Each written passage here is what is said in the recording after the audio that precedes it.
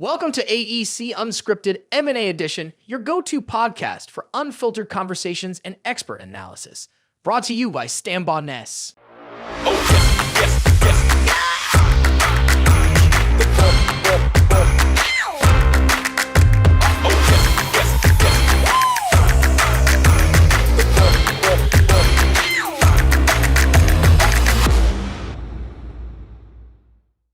Welcome to AEC Unscripted.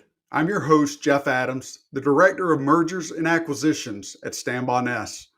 Today, we're going to be exploring an alternative to private equity investment, referred to as the family office.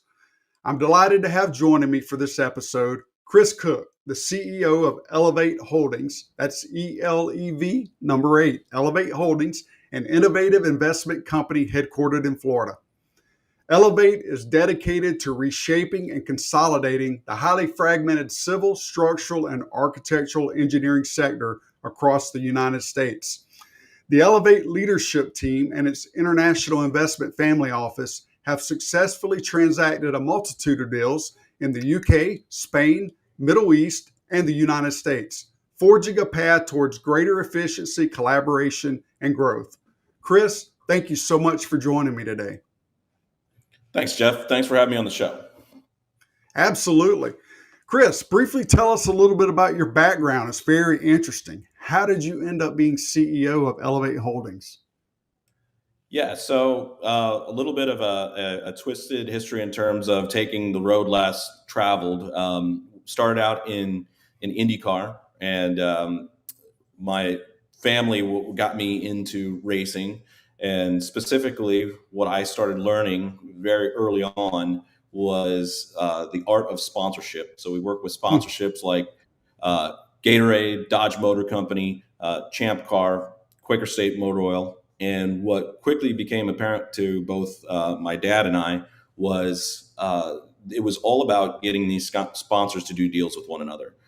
And so what happened after that, after being fairly successful and reserve champion, doors started opening up in the equine industry because I was my dad owned a nice equestrian estate fairly close to equestrian programs, and I was mentored by a very successful businessman who also taught me how to expand horsemanship and horse businesses around the world. And so what that really got me understanding was the mindset of investors, how to raise capital, how to encourage people that they were going to see the return on their investment, and then also understanding selling a dream and selling a vision. And so what that really did for me is opened up why investing is important and led me to myself start acquiring companies. My first real acquisition outside of raising capital, an already established business, was a business brokerage and a media company that specifically we brought $1.4 billion of investor liquidity to the Ocala metro area through our EIR Academy program, which was introducing investors into the Ocala metro. And then also we were putting deals in M&A, commercial real estate, and a few other industries together. And we really saw that the major part of media was being able to build relationships. And so we used that in order to see what the advantage of being in M&A was. And that's where I got to meet our chairman, Graham Carling. Specifically, we started discussing how we could work together in the future. And I said, I see a great opportunity in civil and structural engineering. And we developed a feasibility study, pitched the idea. He really thought that especially in the current market of owners looking to retire and what he'd done in conglomeration internationally, that this fit into the business model. And so we decided to form ELEV8 Holdings along with my co-founder, Dan DiVincenzo. And I'm the deal guy. I'm the one that works on the deals and looks at the numbers. Dan is the industry expert that's been in civil and structural engineering for the last 20 years. And we really are passionate about helping owners grow in their company and be able to see the retirement advantages of some of these businesses that have been around for 20, 30 years. Chris, thank you for sharing that background. It's very interesting, and I think it kind of shows how the entrepreneurial spirit exists, not just inside the architecture and engineering space, but to individuals like yourself as well, where you've kind of honed in and I'll say in a roundabout way, kind of came on to the civil and structural space, where you're working with other entrepreneurs and finding the investment dollars to get into the space. So tell us, you mentioned Graham Carling a while ago and your partnership with him as your chairman of your board. Tell us a little bit about the Carling Group. Yeah, so we'll start with Graham. Graham came from humble beginnings. He started out in, I believe, joinery, which is carpentry in the UK, and he saw that wasn't for him, and he decided that to going into a life of entrepreneurship was really where he wanted to focus, and he had started and failed at some businesses before he really found commercial real estate, and he saw that education was one of the biggest things missing in investing. So he decided to educate himself. And through that education, he built out one of the biggest private real estate portfolios in Scotland, and now is the largest tenant holder in Scotland. And Wow. through that process, he started seeing that M&A was even more of an opportunity, and built out Carling Group Equity Partners and started what's called a conglomeration. And that is being able to go into multiple sectors. Right now they're in technology, sport, health, buildings, and then also looking at other businesses like civil and structural engineering. So what the Carling Group really does is they're able to see the talent of people based on an industry, put talented people together, grow a portfolio, and help those businesses have wild success. And so that's kind of the short version of the Carling Group and their equity partnerships. So yeah, I hear in Graham's story, it's somewhat similar, both entrepreneurial spirit in there, right? And finding different ways to do things. How would you say family office, which is what the Carling Group would be considered, how is family office different than private equity? Yeah, so private equity, typically speaking, you're going to be raising outside capital. So you'll have GPs and LPs, and that outside capital is coming in from a multitude of investors. Whereas family office is usually one family. It can be multiple families, but just to keep it simple, it's usually one family that has their own capital that is investing in projects. And what you find is that the family office often has a more personal touch to it. And that's what we really liked about working with a family office and working with the Carling Group. It's a very personal touch, and also a lot of autonomy in the businesses that we're looking to acquire. We're not looking to come in and totally restructure everything. We're looking to keep a lot of quality leadership in place. So private equity is a little bit different, especially with the outside capital and all the shareholders that they have to answer to. Things can be voted on that may or may not be in agreement with the owners. And I guess, what one thing I was going to ask you was, how do a family office and people like yourself find each other? You kind of told that story, and it was really in a totally Yeah. unrelated way. We kind of struck up a conversation with each other and said, "Hey, what about this area?" And did I hear that correctly? That's the way this all kind of came about. Yeah, absolutely. Yeah, so how we found each other was through a media relationship, and we've built several media relationships because we've been talking to so many investors. But there's family office networks, and there's multitude of ways that you can get in contact with family offices. Like the Carling Group is on several podcasts and TV shows that encourage businesses to contact them directly. We were lucky in that we had a relationship, and we decided to go into a venture together based on that relationship. But it's fairly easy to contact most family offices. Very good. Listen, you also mentioned another term a while ago, and that's a conglomerator. Yeah. How would you explain to our audience what the conglomerator is? Yeah. Essentially, a conglomerator is looking at several different verticals. So whereas some M&A firms, they'll only look at one vertical and that's all they'll pay attention to. A conglomerator usually has a large board that is comprised of entrepreneurs that are very successful in a multitude of industries, and they're really looking at growth. And they're experts in no matter what business they're looking at. They know how to add on additional cash flow, add on additional directors, and also employees to really grow the business, and then also capture multiple equity opportunities for the business owners. And so the conglomerator, the reason why we felt that was important is because we wanted people that had expertise at a multitude of transactions in a multitude of industries, not necessarily just one. So that's a kind of the brief description of a conglomerator, is that they're rolling up in M&A. A roll up is 10 or 12 businesses at a time. They're rolling up multiple industries. Very good. No, I think that's very helpful. When you think about, actually, let me ask this question. Hearing your background, you don't have any experience yourself within the space, but you mentioned your partner Dan. How does he fit into this equation in helping you as you uncover opportunities within civil and structural engineering? Yeah, Dan's really critical.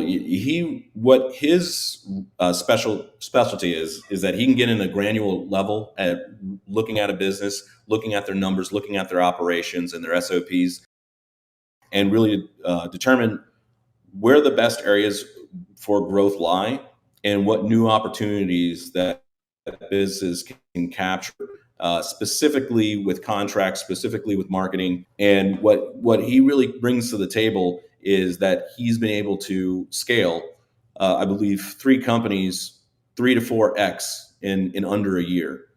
And so that really comes from internal growth, and he understands the systems, procedures, and outreach that's needed to grow mid and just below large civil, structural, and architectural engineering firms. So that's one of the things that he comes in and does for us, and he's a vital part of what we do.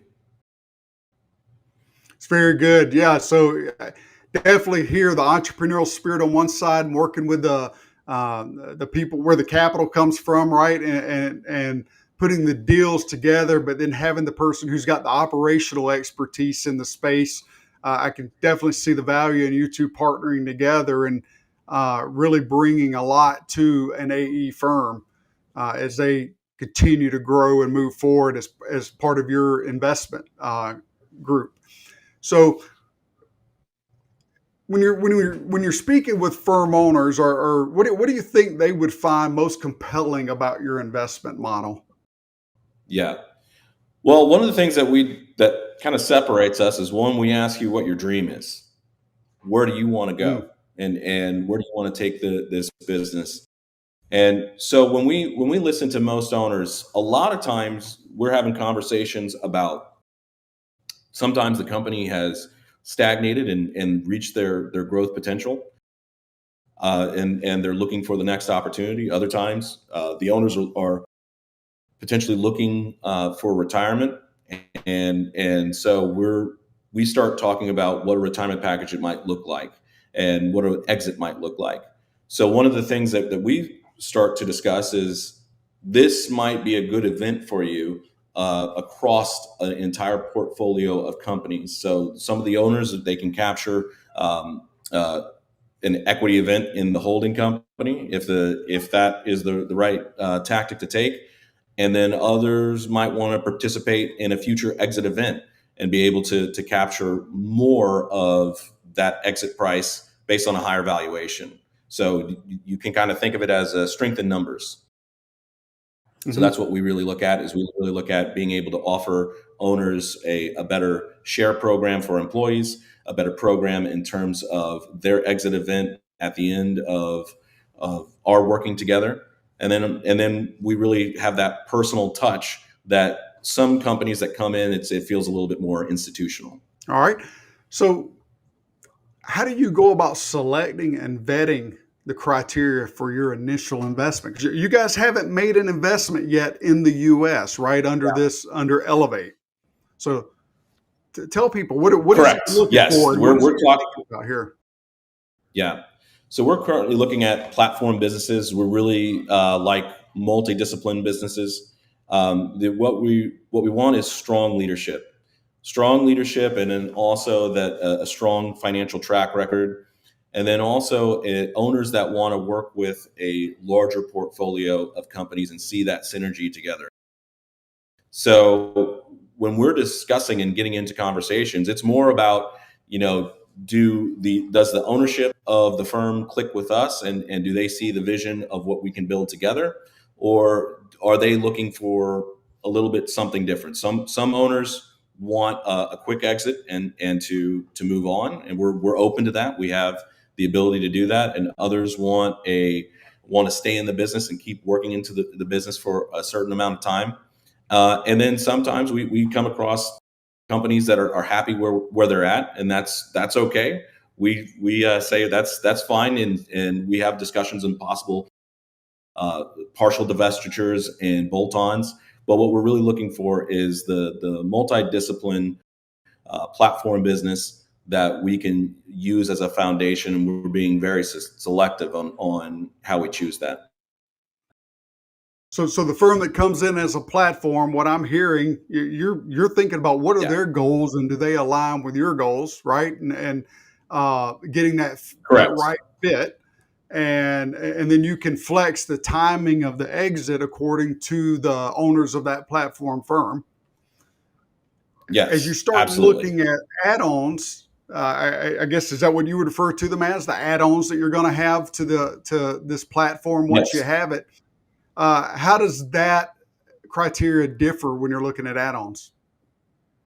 Yeah, so sometimes the criteria really differs in specifically, like it might be an acqui-hire situation. Some companies need more employees, so the add-on might be specifically because they need to grow with contracts and handling volume, or it might be that we've talked to businesses that are in the architectural space that want to have a civil outreach. They want more civil exposure. So we start looking at, okay, next thing that we would do is we would add a civil component to this business. So we really look at it in terms of business specific, and we form our potential acquisition criteria on the bolt-ons or the add-ons based on each business that we're talking to, and if we really feel that can fit a whole acquisition criteria that we have. So that is a fluid process. It's not necessarily something that we zero in on. We really talk with the owners and the founders to make sure that the next businesses that we acquire are the right ones for our model. Very good. How does ELEV8 involve itself in the day-to-day operations of its investments? Yeah, that's a good question, and we like to stay out of day-to-day operations. What we actually do is we're more on the management side of things. We like to be able to have accountability and accountability reports versus being in the day-to-day operations. We don't need to necessarily be telling professionals how to run their business. However, we might have conversations on expectations and key milestones. So I guess when you talk about setting these milestones, is this something that you set collectively between the let's say the platform leadership and yourself? Yep. Yeah. So it's a collective agreement. That's we meet together with our board and then the board of the companies that we look at, and we set collective goals together that we all agree on, and then we measure those goals and make sure that there's no misunderstandings, or if there is, goals that are not being hit, we understand why and how we can support, whether that's media outreach, financial support, or that might be heading toward the next acquisition. There might be future growth that needs to happen as well. So more resources can be put in specifically through acquiring a new company. So, Chris, let's talk a little bit about exit strategy. You mentioned that a few times. What will that look like to both a platform and the additional add-on firms that you have in the investment? Yeah. So, typically speaking, whether it's a platform or, your quote unquote add-on business, we usually have a divestiture event where the owner retains a certain portion of their ownership. And across the portfolio of companies, that those owners can exit at a higher multiple than if they sold their businesses individually. And so that might look like a strategic buyer, an insurance firm, private equity group. It can take several different looks in terms of that final exit. But what you see is that there's going to be a higher evaluation event at the end. And so when we're looking at and speaking to the owners, what we really have had some positive feedback on is that for the years that they've spent inside their businesses, that this really helps them in terms of getting the highest return on what they've put into the business for the last 20, 30, 40 years. And that helps them and their families and ultimately their employees as well, because their employees are able to capitalize on the growth of the businesses as well. And that might turn into the form of bonuses. That might be stock option programs for employees. And in some cases, it might also culminate into ownership events for the employees that they can capitalize on as well. Okay, Chris, are there any changes that you make to the operations or the administration of the investment firms? Yeah. So there's not a whole lot that we're going to change other than possibly some of the SOPs. But for the most part, I think you're going to see on the accounting side, obviously, Stan Van Ness plays a key role in everything that we do. So the accounting is kept in one house. But as far as procedures, we keep a lot of the procedures in place of the acquisitions that we're looking for. Because once again, we're not looking to come in and change everything that's already going well and successful. What we're looking to is grow and expand on businesses that have already achieved profitability, sustainability. And so what we're able to do is we're able to take that across the portfolio of companies, and that really is what we're looking to do in our first platform business, is to be able to go out and take the philosophy of ELEV8 and the Carling Group and duplicate that through our first acquisition. Well, Chris, I appreciate you sharing all this and for joining us. Before we close, is there anything else you'd like to share with our audience? Yeah, well, the thing is that, looking at a potential exit or a potential divestiture and looking to work with a successful group of entrepreneurs that have a track record, feel free to reach out. We'd love to have a conversation. And, we're open to discussing your future, your goals, and also what you're looking for. And that if that is working with us across a portfolio of companies, or learning a little bit more about how you could potentially retire out of your current company, we're happy to have a conversation. And Chris, I think as I've been listening to you today, as far as your involvement in the operations administration, you mentioned you don't change much. You said there'll be some consistent accounting that you do and kind of getting some processes aligned. But as far as system changes like accounting systems, or is there any kind of consolidation that happens there, or do you keep everyone operating on disparate systems kind of the way they were, however they came to you? Yeah, no, the idea of, across the Carling Group and ELEV8 Holdings is we want everyone in one house, in one accounting Okay. system. So our accounting partners specifically are Stan Van Ness. So we see that Stan Van Ness is going to be the preferred accounting partner across the entire portfolio. One, because having fragmented systems just lead to a lot of confusion and complications in the medium term and in the long term.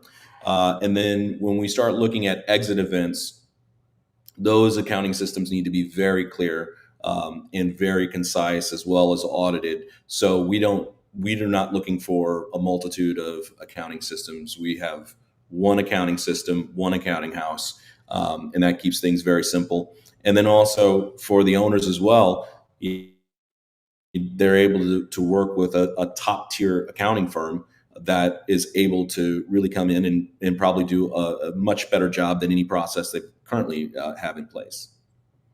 So when you think in terms of exit strategy going forward, then once ELEV8 decides to exit the investment, you see this portfolio of companies kind of staying intact as one single entity going forward. Is that what I'm hearing?